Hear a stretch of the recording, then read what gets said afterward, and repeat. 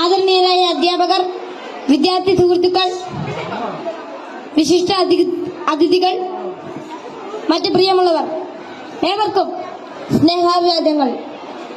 മാനവ ചരിത്രത്തിൽ ഇന്നുവരെ നേരിട്ടിട്ടുള്ള എല്ലാ ദുരന്തങ്ങളെക്കാളും ഭയാനകവും പ്രകൃതിശേഷിയേറിയതും നാശകരവും പ്രത്യാഘാതം ദീർഘകാലത്തേക്ക് നിലനിൽക്കുന്നതുമായ ഒരു മഹാവിപത്താണ് ലഹരിയുടെ ഉപയോഗം. ഓരോ കുട്ടിയുടെയും ജീവിതത്തിലേക്ക് ഹരമായും ഉന്മാദമായും ഉറ്റ ചങ്ങാതിയായും മൃദുവാസത്തോടെ പടികയറി വരുന്ന ലഹരി മരുന്ന് ഏതു വിധേനയായാലും ഒരു പ്രാവശ്യം ഉപയോഗിച്ചാൽ പിന്നെ അതിന്റെ തോഴനും പിന്നീട് സന്തത സഹചാരിയായും അധികം വൈകാതെ അടിമയുമാക്കി മാറ്റുന്ന മാന്ത്രിക ശക്തിയാണ് മയക്കുമരുന്നിനുള്ളത്. മയക്കുമരുന്നിന്റെ ഈ മാന്ത്രിക ശക്തിയെക്കുറിച്ച് പറയുമ്പോൾ കടൽക്കിടവിന്റെ കഥയാണ് എനിക്ക് ഓർമ്മ വരുന്നത്.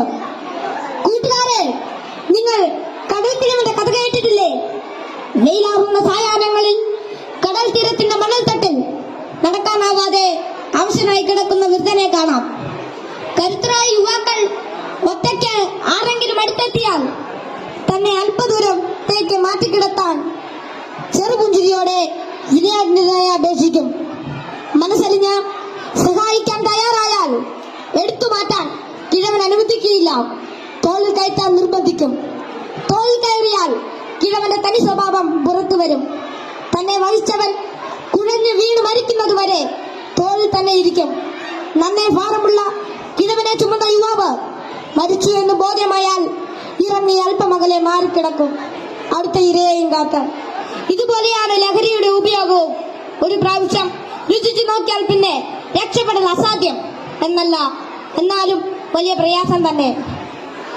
മയക്കുമരുന്ന് ഉപയോഗിച്ചുറങ്ങാൻ പ്രേരകമാകുന്ന ഘടകങ്ങൾ പലർക്കും പലതാണെങ്കിലും പരിണിതഫലം എല്ലാവരിലും ഏതാണ്ട് ഒന്ന് തന്നെയാണെന്ന് പറയാം.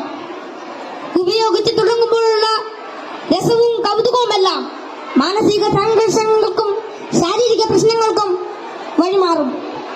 പിന്നീട് ഇതില്ലാതെ ജീവിക്കാൻ കഴിയില്ലെന്ന സ്ഥിതി വരുന്നു. ലഹരിക്കാംശമായ പണം കണ്ടെത്തുന്നത് പ്രയാസമായി തീരും.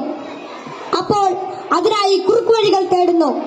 അങ്ങനെ അധാർമിക ജീവിതത്തിനും കുറ്റകൃത്യങ്ങൾക്കും പ്രേരിപ്പിക്കപ്പെടുകയും കുടുംബത്തിനും സമൂഹത്തിനും നിയമപാലകർക്കും തലവേദനയായി മാറുന്നു.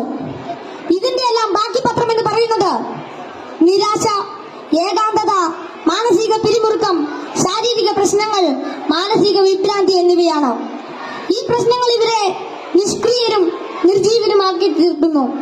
അങ്ങനെ കുടുംബത്തിന്റെയും സമൂഹത്തിന്റെയും നട്ടെല്ലാകേണ്ട ഇവർ വീടിനും വീട്ടുകാർക്കും നാടിനും തന്നെ ബാധ്യതയായിത്തീരുന്നു.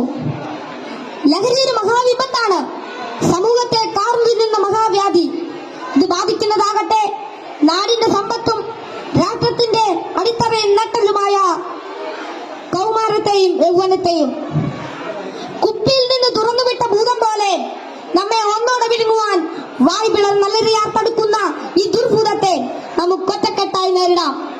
ലഹരി എന്ന മഹാവിപത്തിനെതിരെ സന്ധിയില്ലാ സമരത്തിനായി നമുക്ക് അണിചേരാം. മയക്കുമരുന്നിന്റെ ഉപയോഗത്തിനും വിതരണത്തിനും വ്യാപനത്തിനുമെതിരെ